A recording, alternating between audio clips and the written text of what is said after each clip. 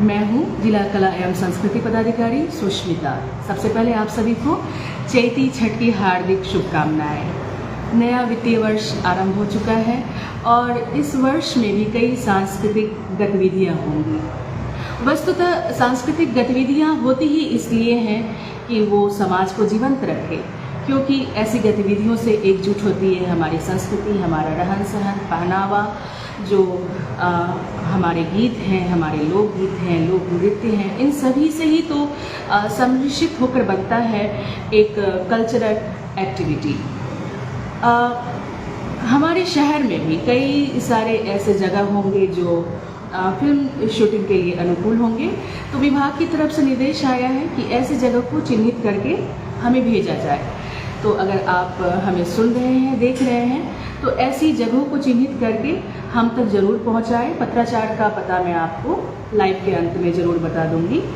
और कुछ नटशेल में बता देती हूँ कि हमारे विभाग की क्या गतिविधियाँ होती हैं। युवा उत्सव होता है, जिला स्तरीय युवा उत्सव, जिसमें जिले भर के युवा जो हैं वो हिस्सा लेते हैं कई सारे इवेंट्स में, जैसे लोकगीत है, लोक नृत्य है, सुगम संगीत है, क्लासिकल डांस है, डिबेट है।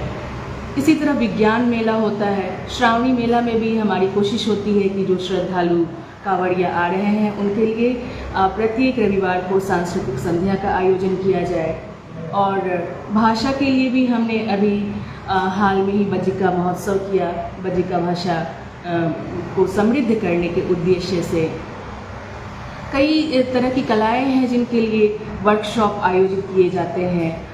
और इस वर्ष में प्रदर्शनी, वर्कशॉप, ये सब पुनः आयोजित करने की योजना है। इसके अलावा एक महत्वपूर्ण कार्य जो हमारा विभाग कर रहा है वो है दस्तावेजीकरण करने का कार्य। जो भी हमारे कलाकार हैं और वो उनका डॉक्यूमेंटेशन नहीं हो पाया है, तो वो हमारे विभाग में एक फॉर्म है, आप यहाँ पे आकर फिल कर सकते हैं। आप किस घराने से हैं, अगर शास्त्रीय संगीत सीख रहे हैं, शास्त्रीय नृत्य सीख रहे हैं, तो अपने गुरु का नाम, अपने घराने का नाम फिल करके दे सकते हैं। अगर लोकगीत के कलाकार हैं तो आप वो भी दे सकते हैं। कई सारे ऐसे लोकगीत हैं जो विलुप्त होने पर हैं, जैसे हमारे जो इस क्षेत्र का है चौपहरा नृत्य है, जैसे मिथिला में कीर्तनिया नृत्य होता है, तो ऐसे ही बज्जिकांचल में चौपहरा नृत्य है। तो अब इस नृत्य को जानने वाले कितने कलाकार हैं? सुजनी कला है, सुजनी कला से संबंधित कितने कलाकार हैं? लहठी बनाने वाले कितने कलाकार हैं?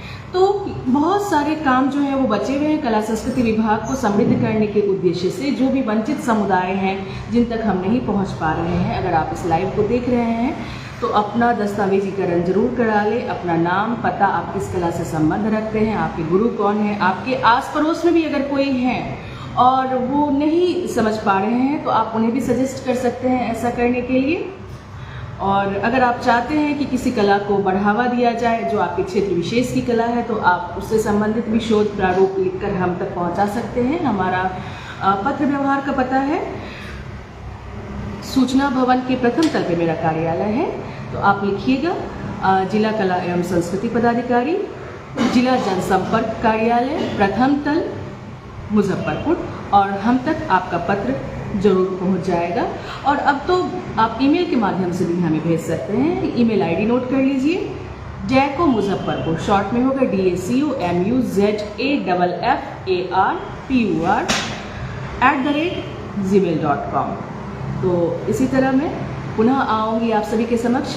किसी नई योजना, कोई नई कार्य योजना होगी तो उसकी जानकारी आप सभी तक पहुँचाने के लिए। फिलहाल मुझे दीजिए विदा। नमस्कार।